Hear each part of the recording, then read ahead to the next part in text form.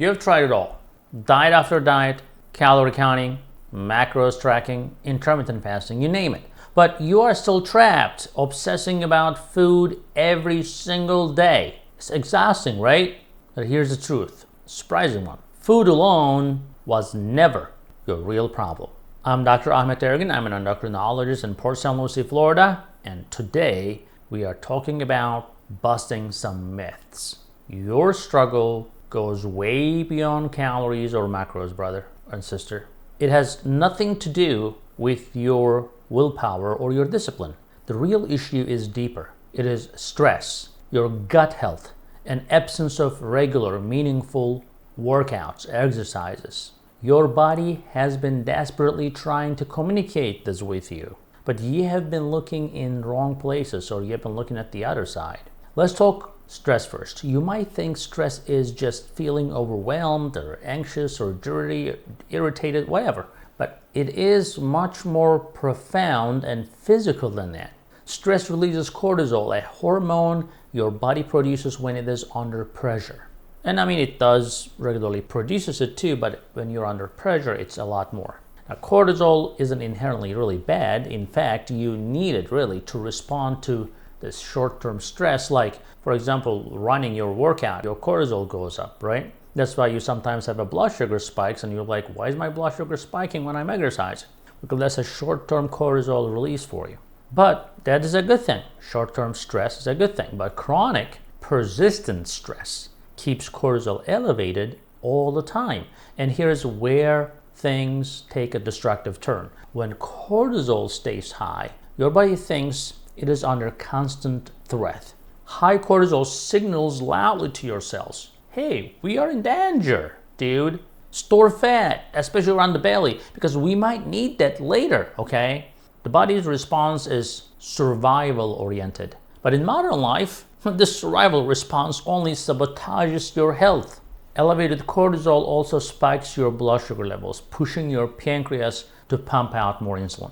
Now, this leads to an exhausting cycle of hunger, intense cravings for sugary and processed foods, and sudden blood sugar crashes.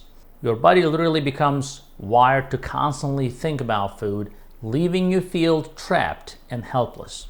But cortisol's damage does not stop there. It also aggressively targets your gut health, because your brain and your gut, they talk to each other.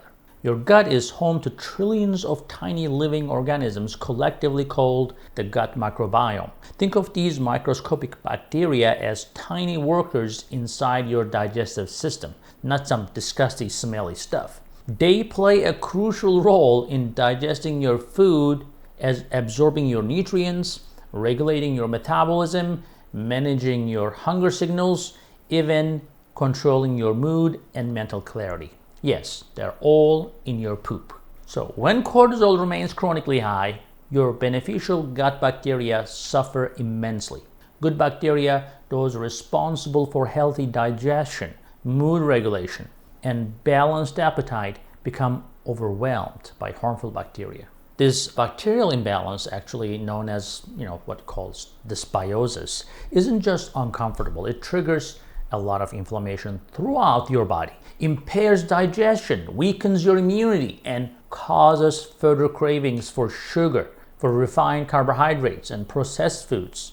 And your gut becomes a chaotic battlefield, constantly signaling hunger, distress, and fatigue, pushing you deeper into the food obsession. Now, let's talk about movement. Regular exercise, particularly consistent cardio and strength training, not just saying, oh, I'm busy, I'm walking around. That's not just about burning calories, but you need to build muscle. You have to build stamina. Movement is medicine, yes. It powerfully reduces stress, lowers cortisol levels, stabilizes mood, and actively enhances the diversity and health of your gut microbiome.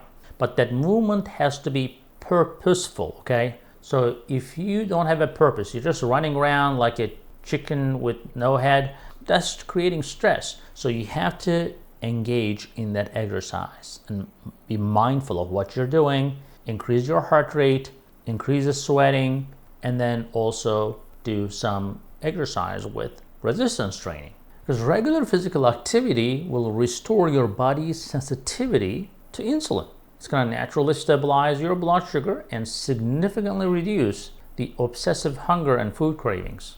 Now, without the regular movement and workout, like scheduled workout, you are essentially missing the most potent tool you have to address the underlying issues. So, where do you go from here? You stop the endless dieting and exhausting obsession about the food and follow a clear, achievable path. Number one, we're going to manage stress intentionally. We're going to commit to better sleep. We're going to practice mindfulness. Okay, we're going to do meditation, breathing exercises like 4-7-8 breathing. I always talk about 4 seconds of breathing in, 7 seconds of hold, 8 seconds of release. Do that 3 to 4 at a time, 3 to 4 times a day, for example. Super easy. Or any consistent activity that really calms your nervous system. Reducing stress directly lowers cortisol, stabilize your appetite, your mood, and your blood sugar. And number two, we're going to rebuild your gut health. You're going to incorporate nourishing, gut-friendly foods into your diet. Like we're going to prioritize fiber-rich vegetables, fermented foods such as kefir, kimchi, sauerkraut, and healthy fats like olive oil and avocados. Why? Because these foods feed your good bacteria, helping them regain dominance and balance your appetite and reduce the inflammation. And number three, we're gonna aim for moving regularly, daily exercise. Blend the consistent cardio, such as brisk walking, cycling, jogging, or swimming, with regular strength training. Engaging your muscles regularly will improve the insulin regulation and encourage a thriving, balanced gut microbiome. Now, combine these habits with a Mediterranean eating style, rich in vibrant vegetables, lean proteins, healthy fats, nuts, seeds, and minimally processed whole foods. On days you don't engage in intense exercise, just reduce your carbohydrate intake even more, aligning your eating with your energy needs, right? That's no-brainer. Now, this simple adjustment will keep your blood sugar stable and your energy consistent. Now, imagine waking up feeling genuinely refreshed, calm, and energized. Picture yourself moving through your day clear-headed, no longer obsessively fixating on your next meal or snack. Imagine steady moods, abundant, sustained energy, and the freedom to truly enjoy your life without anxiety or guilt over food.